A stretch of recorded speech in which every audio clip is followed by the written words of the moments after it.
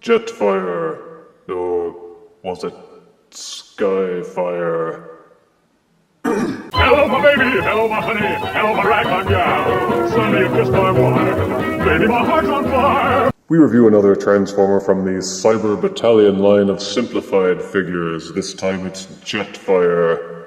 In the cartoon show, he looked completely different from the figure, and they called him Skyfire for some reason. The box is the same size as the one for Optimus, with art and photos on the front and on the side panel, and a repeat of the photographs on the back, showing the figure off in both modes. His short bio reads, "The Autobot scientist Jetfire is always looking to upgrade and improve Autobot technology." Transformation directions are on the back panel as well, showing only 8 steps for Jetfire. Let us remove him and review him properly. Cyber Battalion Jetfire comes with 2 weapon accessories, these matching red guns. And here's Cyber Battalion Jetfire in his alt mode. As is usually the case, he is a white fighter jet plane. He has a goodly amount of detailing with lots of rigid depressions all over the body. From above he looks pretty cool. With his 2 gun accessories, he has more weapons than even Optimus Prime for this line. So maybe Jetfire is more of a leader than Optimus is. Looking at the jet from below reveals a number of shortcomings.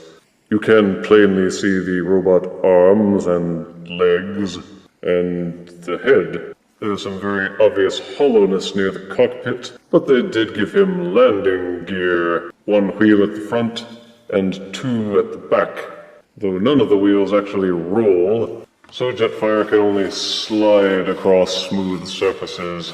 To his credit, Jetfire feels very solid and holds together well, and none of his parts fall loose very easily except with the nose cone, which tends to flip forward. As long as you just look at him from the top, he looks just fine, but there is no denying that Optimus does a much better job of hiding the robotiness. For the intended target demographic of younger children who play more roughly with their figures, this version of Jetfire should serve them very well. To transform Jetfire to his robot mode, flip him upside down.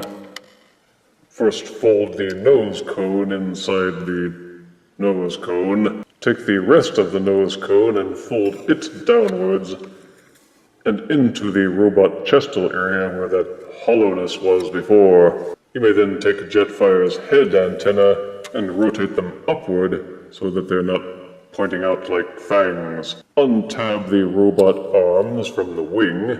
You will see that they peg together thusly. Once untabbed, you may accordion the arm-shoulder sections upward and click them into place. Once the arms are sticking out ridiculously like this, you may then use these ratchet joints and swivel the arms downwards.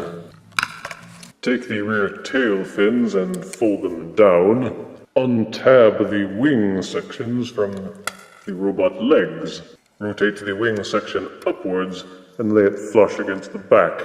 Only when the wing section has been rotated upwards can you untab the wings from this hole at the far end and nudge it inwards so that they are pointing up. You will see that there are 3 sets of holes, depending on how you want to position the wings.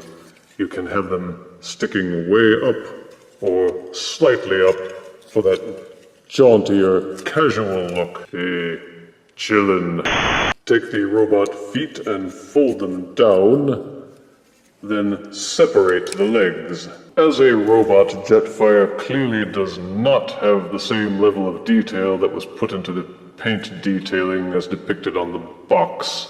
You can tell they photoshopped a lot more depth and shadow into those ridgy bits on the body, which you just can't see on the figure itself because there isn't nearly as much contrast.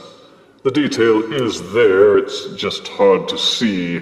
Jetfire has a solid feel to him, and retains the major elements of his classic robot form, namely the eye slit, the back wings, and his red and white color scheme. None of the parts feel too floppy or loose in robot mode. He is stable on his feet, which also have a Generation 1 feel with the high heels. The gun accessories can be plugged into either one of the robot hands or mounted Starscream style on the biceps. For articulation, Jetfire's head will rotate 360 degrees, although it will not tilt forwards or backwards. The arms will rotate 360 degrees, and you may also splay out the shoulders on their ratchet joints. The elbows will rotate a little over 90 degrees.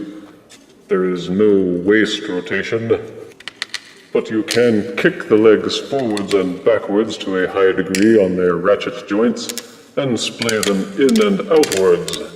As with Optimus Prime, it looks like there could be knee joints, but there aren't.